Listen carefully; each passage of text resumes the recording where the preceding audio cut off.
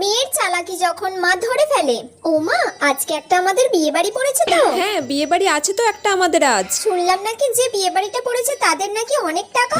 হ্যাঁ তাহলে তো নিশ্চয়ই বিয়েতে খুব ভালো আইটেম করবে।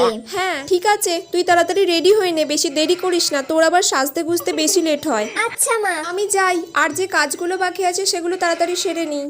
A few moments later. তুই এখনো অবধি জামা কাপড় পরিসনি, রেডি হসনি? আমি তো এই শাড়ি পরতে যাচ্ছি। না মা, আজকে আমি যাব না, কারণ কালকে এক্সাম আছে তো, আর এক্সামে কম নাম্বার পেলে গার্জিয়ান কল করবে বলেছে সবার।